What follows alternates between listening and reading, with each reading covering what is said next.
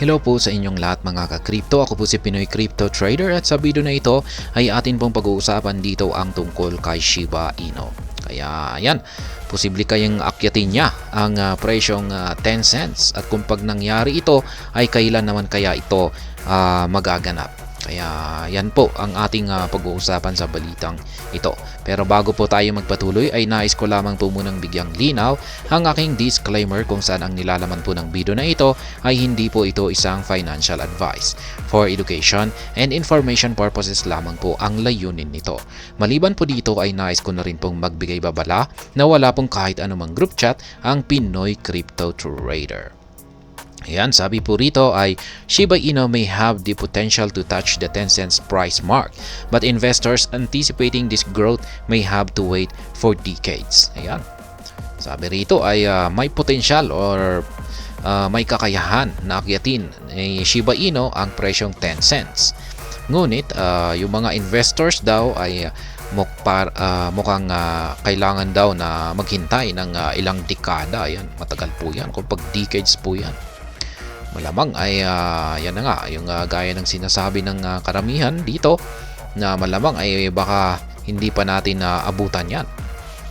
Ayan, pero sa tingin ko ay yung 10 cents na ito ay posible po talagang mahit ito ni Shiba Inu sa maiksing panahon pa lamang. Yan, maiksing panahon lamang.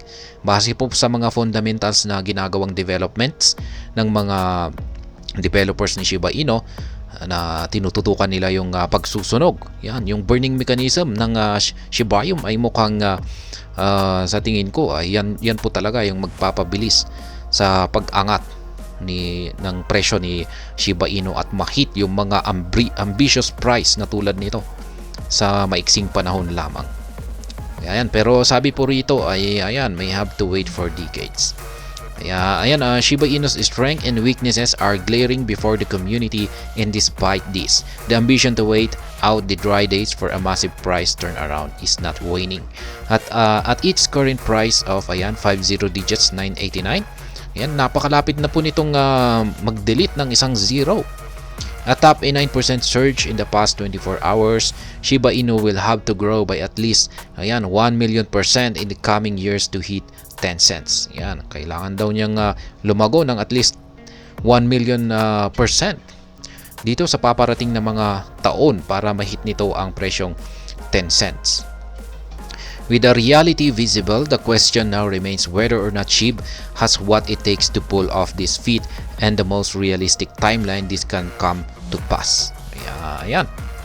SHIB to 10 cent timeline. Ayan po. Kailan kaya yung posible na petsa? Ayan, kung kailan yung posible na petsa na mahihit ni Shiba Inu ang presyong 10 cents. Printing a million percentage gain is nothing uncommon with Shiba Inu. Seeing its growth from its lowest recorded price point is 12.1 million % from current levels. Kaya yan, hindi po karaniwan kaya Shiba Inu ang magkaroon ng million percentage gain. Dahil sa katunayan ay nagbigay po ito or nagkaroon na po siya ng higit 1 milyon na percentage gain. Yan, umabot po siya ng 12 million % nag-gain. Kaya yan. However, despite recording a previous growth rate of such magnitude, chances of pulling a similar stunt are low due to its current supply. Kaya yan. Sabi rito ay mukhang kung pag nagawa po niya ito dati, ay mukhang medyo malabo na maulit niya ito. Ayan, maulit ito, medyo malabo dahil ito po ay dahil sa kanyang napakalaking current supply. Nonetheless, Telegon, a crypto prediction platform, is optimistic about SHIB potential. While it foresees a steady growth trend for the token in the coming years, it projects touching 10 cents will likely not be possible until 2050. Ayan. Hindi raw po possible na akyatin ni Shiba Inu ang presyong 10 cents maski hanggang sa taong 2050. Kaya yan, will not be possible until 2050. Kaya yan ang per the Telegon projection, Shiba Inu is likely to trade at a low price of 62 cents by 2050 and a high price of 1 $0.06.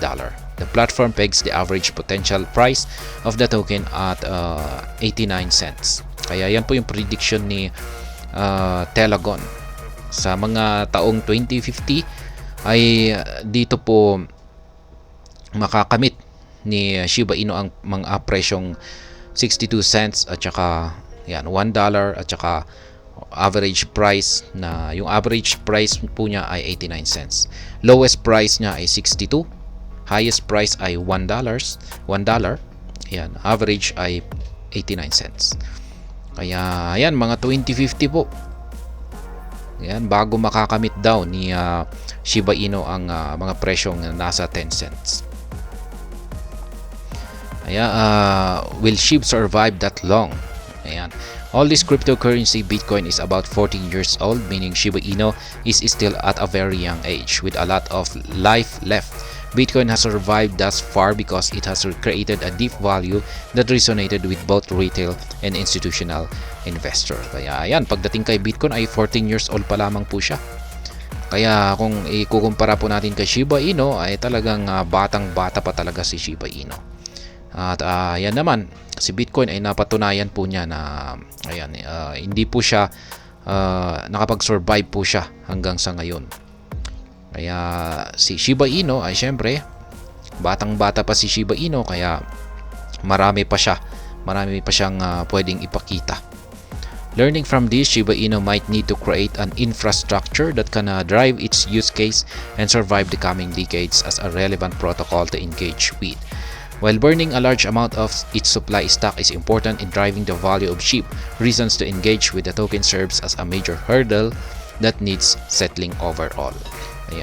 Ayan, yan naman po talaga ang ginagawa ng mga developers ng SHIB ngayon. Tinututukan po nila yung burning mechanism ng Shibarium at saka lahat ng kanilang mga platform kung saan ay pwede po nilang i-implement yung pagsusunog dito kay Shiba Inu. Ay ayan, ginagawa naman po nila lahat ng kanilang makakaya.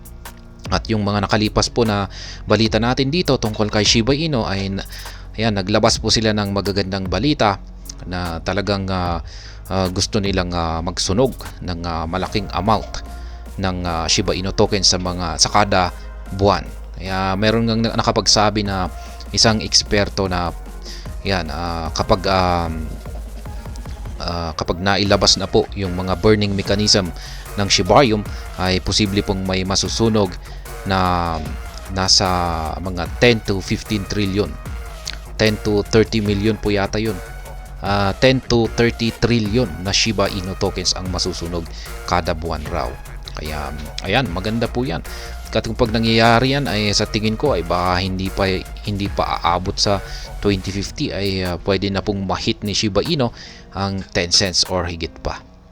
Kaya ayan, dapat ay tuloy-tuloy lamang po talaga yung mga developers na sa paghahanap ng paraan para mabawasan yung napakalaking supply ng Shiba Inu token.